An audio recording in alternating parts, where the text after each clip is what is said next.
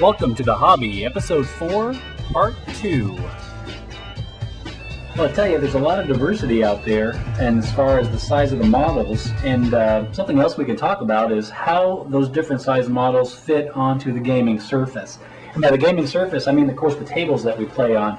Now, tables can range anywhere from, a dining room table to a section of a counter, if that's all, somebody has to play on, ranging all the way up to 4 foot by 4 foot and 4 foot by 6 foot gaming tables. I even know some people that play on ping pong tables because they want to play with so much stuff.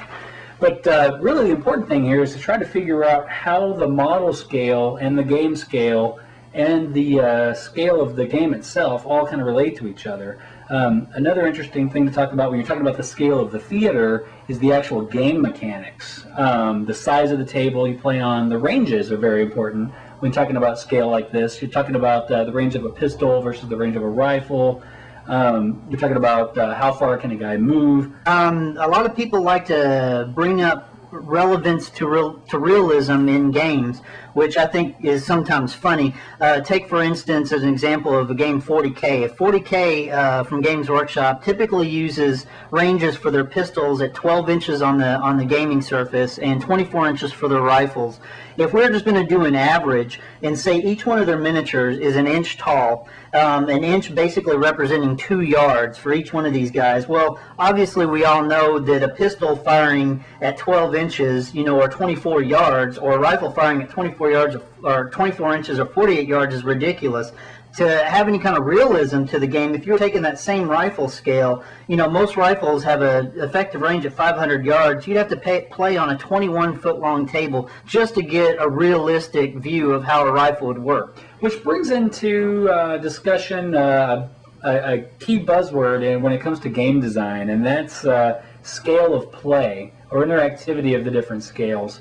What you want to do is you want to shrink the action down to the surface that you have available to play on, a realistic gaming area, I guess we would say. Right. And so while, yes, necessarily, a 6 to 12 inch range on a pistol compared to a 2 inch tall guy may not seem realistic, but when you start talking about these ranges in the context of how they relate to each other and how they relate to the theater that you're playing in, that being the game table, I think all that really matters is that they relate to each other well, that they make for an interesting game. Right. Basically, you want a pistol to be shooting shorter than a rifle, no matter what the range is, whether it's an inch or 20 inches. Basically, you want a rifle to be able to fire farther than a pistol, an artillery piece to be able to fire farther than a rifle. Exactly, and like in the case of Flames of War, where we're playing on a 4x6 table, and all of our infantry advances up 18, 20 inches to the middle of the table.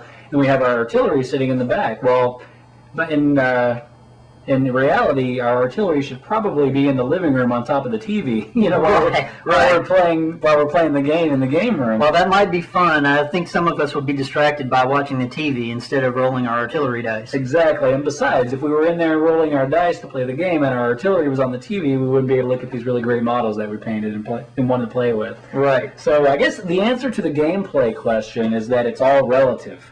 I don't think it's so much important that there's a defined scale as long as all of these elements in the game relate to each other.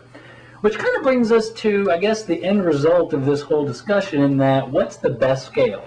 I think the best scale is a scale that's right for you. I think there are a lot of different things that you got to consider when you're talking about scale that's right for you. How much time do you have to play the game?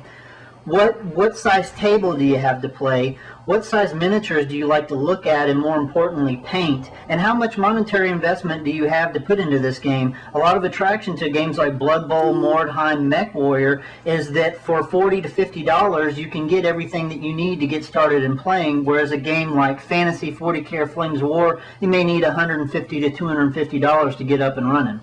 Right, yeah, the economy of scale, I guess, is something we could do a whole other episode on. But yeah, just to kind of touch on some of those factors in picking the right scale, I think it's important to realize, also, what kind of command and what kind of, size of a force do you want to play with? I mean, do you want to, work out the detail and the minutiae of playing, on a almost character by character, model by model basis in a skirmish level game? Or, do you want to blow it up to like that 28 millimeter size where you're playing with, forces like what'd you say, squad or battalion or platoon level, I guess. Now me, I like blowing it up even bigger and playing kind of like that Flames of War scale, where you have multiple companies going at it, and you have like a really diverse selection of troop types, all that you're coordinating at the same time. Finding the right game system can definitely be a challenge. What you got to realize is that all of these games can be fun, and you can enjoy playing with only 10 miniatures just as much as you can enjoy playing with 60 miniatures. It's just basically all what you find enjoyable in a game. Keeping in mind that these games are intended to be simulations, not recreations. Right, that's a good point. And I also would really want to point out what I call painting stamina, which is one of the biggest factors that I have in choosing what game. I have a certain level of quality that I like my models to look at. Now, I'm not saying, or look like, I should say, and obviously I'm not the best painter in the world, so for me to be able to do what I want to do with a 28 millimeter model or greater is really challenging for me, because I can just never seem to get them to look as good as I want them to look.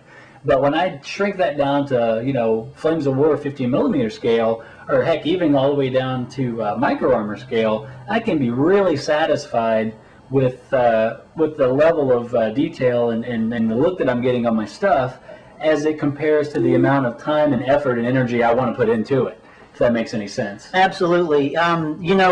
None of us are going to win any painting competitions with our miniatures, but if you want to spend... actually won a couple of painting competitions with your miniatures. Well, if you want to spend a lot of time on one guy, one miniature, then probably 20 or 25 millimeter is probably for you. If you're a person that likes to spend a lot of time, lavish a lot of details on, say, one tank, then that's probably the scale for you. You can play a game with 12 to 16 miniatures in that scale and spend, hours upon hours getting each one of your guys to look right.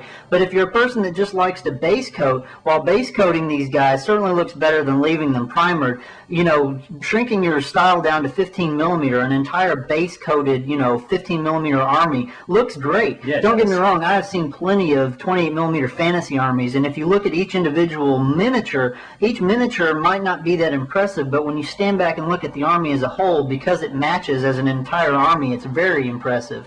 But that really comes into its own at smaller scales. Definitely.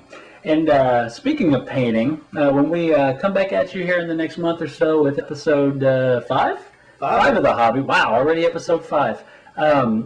Be on the lookout for a really interesting painting clinic. I know, James, you've been working on some stuff to kind of talk about. Right, absolutely. For all of you guys that are still trying to get in your British paratroopers from Flames of War, I'm going to do a step-by-step on how I painted my 15 millimeter British paras, but these techniques, even if you're not printing British paras, you might find something that's useful or interesting. And for those of you who aren't as prolific or as skilled or plan your armies out as well as someone like James, if you're more like me and you just buy some paint and some models and a spray can and go crazy, I'll kind of interject my points of view as we're talking about it and how I would do something, probably a little bit quicker and a little bit nastier, but just as playable as an end result.